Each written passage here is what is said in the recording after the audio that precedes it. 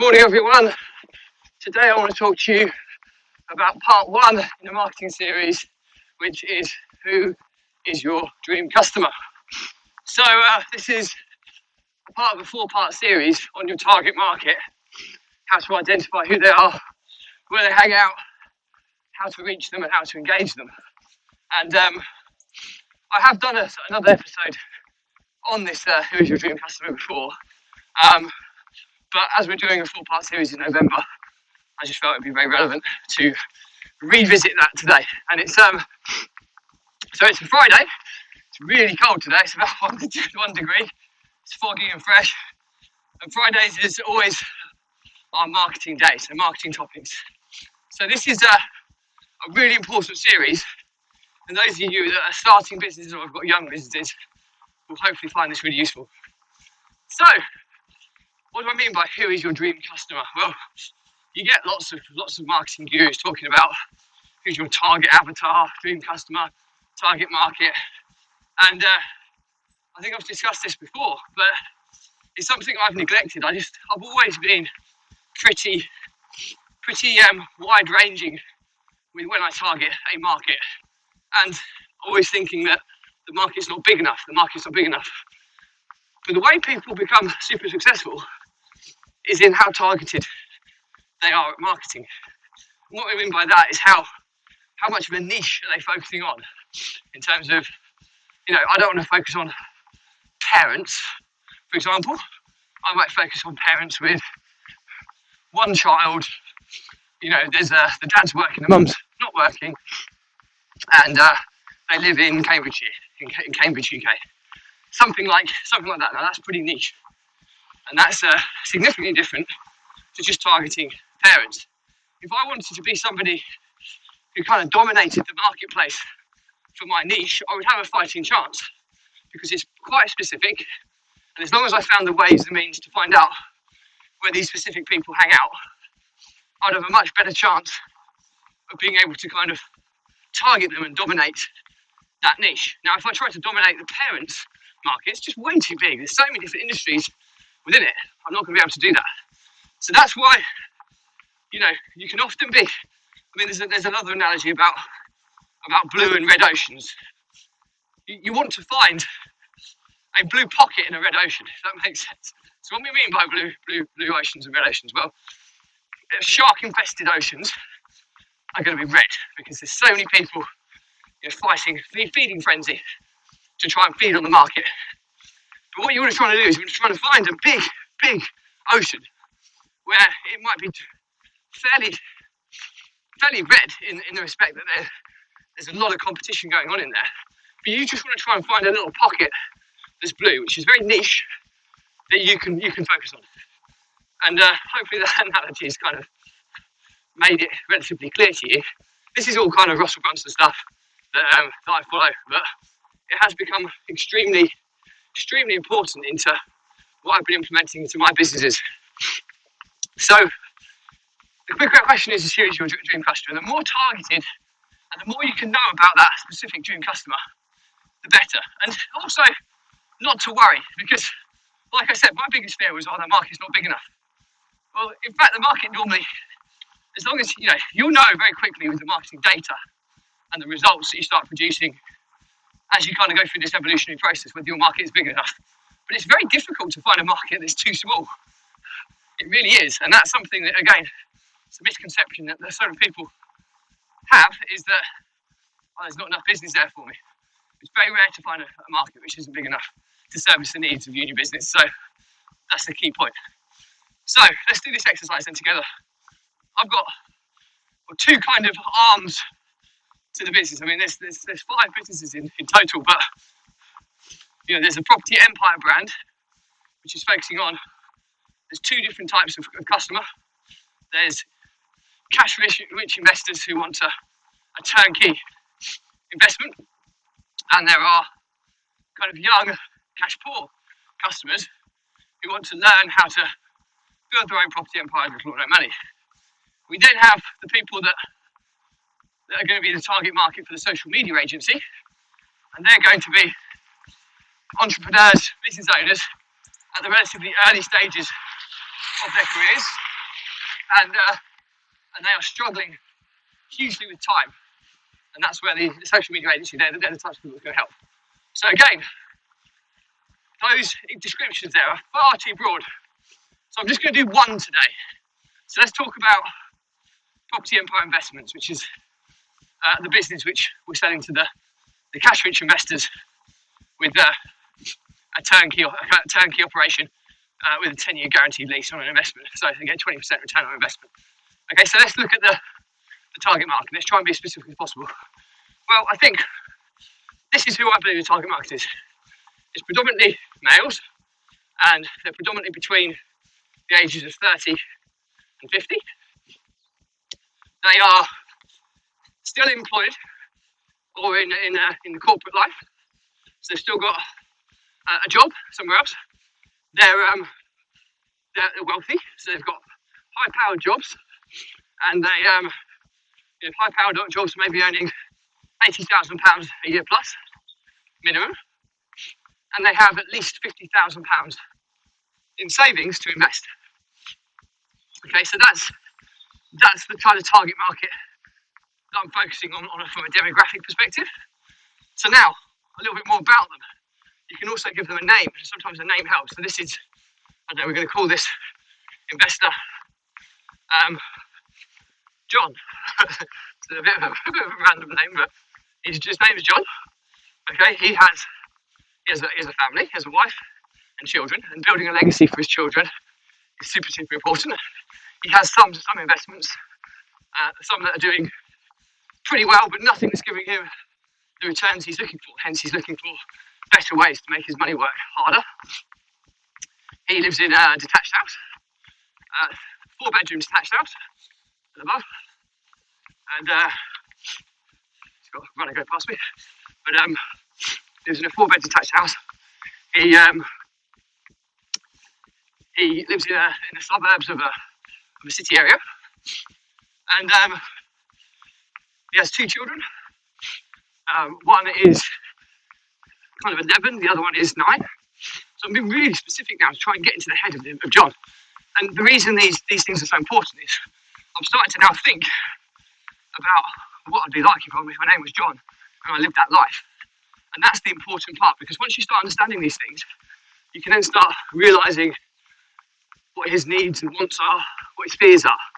And his biggest fears are that he's fairly successful, but he's fearing that, he's in his 40s, so he's kind of mid-40s, and he's thinking, I've only got maybe 15 to 20 years left in my working life, and I need to create a legacy for my children and give them a platform to succeed. And that's why he's looking at these opportunities.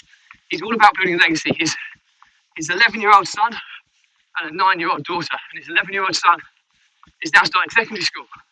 And the scary thing about secondary school is his son is starting to get spoken to with regards to his future and what he's going to do when he gets older. And he starts to having to start thinking about decisions that are going to mould his future. And we're coming into a world where it's incredibly hard for young people. We're in a recession. Opportunities are not as, well, I wouldn't say opportunities are not as common, because they are, but you just have to look a little bit harder for them. So it's a harder world for the younger generations coming through than my generation or the generation above. So you probably noticed from this whole storytelling process that we know quite a lot about John. John is he likes playing golf. Okay, he has friends who go, he likes having a drink at a pub. He likes to socialise. He likes to network. So you're starting to learn more about John. And then when you're writing your marketing copy, or when you're trying to, you're writing as if you're writing to John. And you have all this information laid out, so you're very, very specific. Now, there will be other variations of John that this will relate to, which is great. But the point I'm making here is that you just need to focus on John. Okay, and the others who find your content relevant will come following. But your role is to be as specific as possible with your target avatar or your dream customer, because this is the stuff that gets you into the head of your potential buyer. And that is such a skill, which is so hard to do. I'm still way behind on it. I'm still trying to learn it dramatically. To put it in perspective, I invested 10 grand in a copywriter, pure and simply because I don't believe I'm good enough at getting in the mind of my market, whereas the copywriter is skilled at doing that. And that's the process we kind of went through. What is the target market? Who are the people we're targeting? And then we're pulling on our story to try and take them through the journey of moving from pain in their lives to releasing that pain and then turning it into pleasure. And that's the big challenge. So, just to summarise then, hopefully this has been quite useful and enlightening. It is a little bit like a role play, and I know a lot of you probably think, it's a painful process, it's quite unnatural for you, and you probably hate role plays and all this type of thing. But believe you me, I've done this a few times when I'm doing these episodes now, and it really, really helps me. It really helps me understand more about my market just by going through this journey in my head of, in this case, it's John, I don't know, Delaware could be his name, But now I've got John. I've put a wife next to him. His wife's name's Sandra Delaware. The Delawares live, on the outskirts of St Albans. All of a sudden I've got a real picture there. A 4-bed detached house. The house is worth 800,000. It's probably worth a bit more if it's St Albans, maybe 900,000. But he's had a job. He's earning 115 grand a year. Okay, so it's got to turn around now. So all of a sudden, I've got a really good, impression of John. Sandra only works part-time, but she still has a relatively decent income. She earns 30 grand a year part-time. So I'm starting to piece together they have that lifestyle. However, the house, the costs, the holidays they go on 2 holidays a year. They have 2 cars. John drives an X5. Sandra drives, I don't know what Sandra drives. Sandra drives, I don't know, something like a Mercedes C-Class or something. So they have, although they're earning well, they're spending as well. So their disposable income isn't as high as you may appreciate. They do save every month, but they're conscious now of realising that they need to start making their wealth work harder for them. So, look, I'm adding to the story as we go. You can see how this pieces together. We know John and Sandra Delaware. We know their children Mike and Bella. Mike's 11. He plays football. He plays for his local team. He plays midfield. Bella is into performing arts. I'm being a bit stereotypical here, but this is just, you then start understanding, that Mike's thinking, oh, Bella's massively into performing arts. It's harder to make a career out of that. I really need to make sure that I pass the legacy down to make sure Bella's okay. That type of mindset. So I know this is probably quite a waffly exercise, a waffly episode, but it's really, really important you kind of take yourself through this journey. And bear in mind, I have to then do this same journey again with a different client for Property Empire Builder, which is where we help the younger generation. So we're talking 16 to 25 is our demographic there.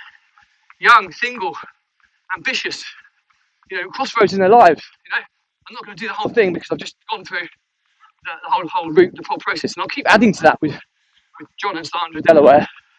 But you'll understand I have to do exactly the same for that, and then I have to do the same again for the other business. So it's very rare, if you've got multiple businesses that are going to be targeting the same dream client.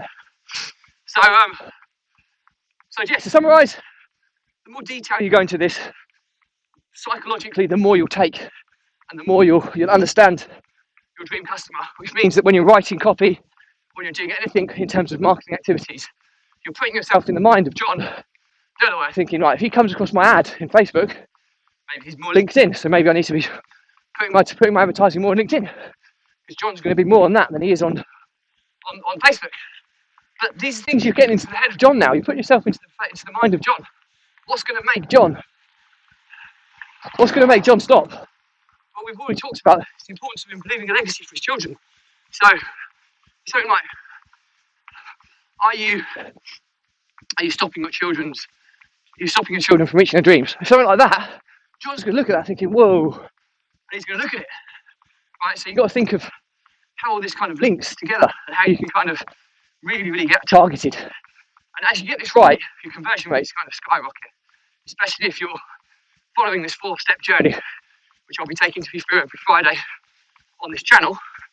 But hopefully you're starting to get the gist of how you can kind of understand more about your dream customer.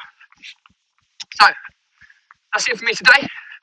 I hope it's useful. So it's all about how you find your dream customer and how you get to the head of them, how you paint the picture. You talk about the demographics, you talk about their interests, you talk about the behaviours. You know, John is permanently stressed. It's another one. You know, he's constantly stressed with having to deliver this lifestyle that his family have become accustomed to. He feels a bit trapped in the rat race. You know, I'm already, I feel like John's my best mate. so yeah, I keep going into it because it makes your mind start firing on all cylinders when you start going through this stuff. But the more you know about your dream customer, your target avatar, the better your marketing messaging will be. The better your marketing messaging will be, the higher the conversion rate will be. The higher the conversion rate will be, the more profit your business will make, providing you're not going home on your ad spend. But anyway, I'll talk to you about those things further down the line. So, hope this has been useful. As always, if you have any questions, drop me a comment. I'll respond to everyone. If it's a bigger topic, I'll do another episode and I'll tag you in. If this isn't for you, it's irrelevant, you're not interested in stuff, and it's cluttering up your personal feeds, just unfriend, unfollow me.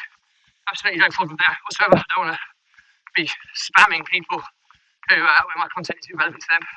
But before you do go, please do subscribe to my YouTube channel, Runpreneur, whereby all 160 episodes are now, and they're growing one a day, are catalogued nice and neatly into playlists, completely free resource, and hopefully there'll be stuff in there that you can kind of pull on as you need it on an ad hoc basis over the course of time.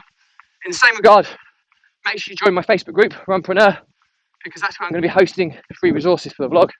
As we start building these out over the coming weeks, hopefully be some really cool, useful free stuff that you can use there to kind of help you and your business.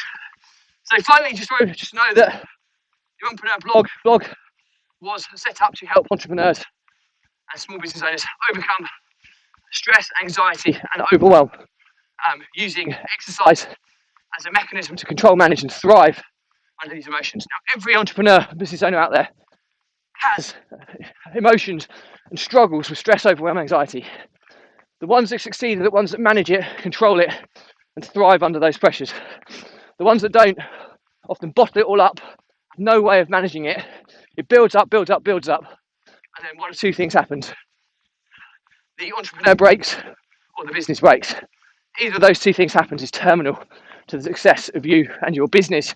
So don't make that mistake. I've been down there before. I've lost businesses because of it. I now have this routine in my life where I feel I can thrive under it. I've got more businesses, more opportunities underway than ever before. Yet I feel less stressed, less overwhelmed, and less anxiety now that I have my ways to deal with them and to thrive and manage them. So my pledge to you is, if you are one of these entrepreneurs going through these pains and emotions and feeling that you're trapped, there's no one there to help you, please drop me a message, okay? My pledge is to have a call with you. There's no sale. I'm not selling anything whatsoever. I just want to help and try and give you a roadmap to kind of overcoming these emotions, putting things in perspective, managing your workload, getting clarity on where you're going, and hopefully enabling you to succeed and flourish and make your business grow. And I always said that if this vlog just saves one entrepreneur, one business, it's 1,000,000% worthwhile. So that's my pledge to you. I'll leave it there, and as always, I'll leave you with stay positive, stay happy, and I will see you tomorrow. Bye.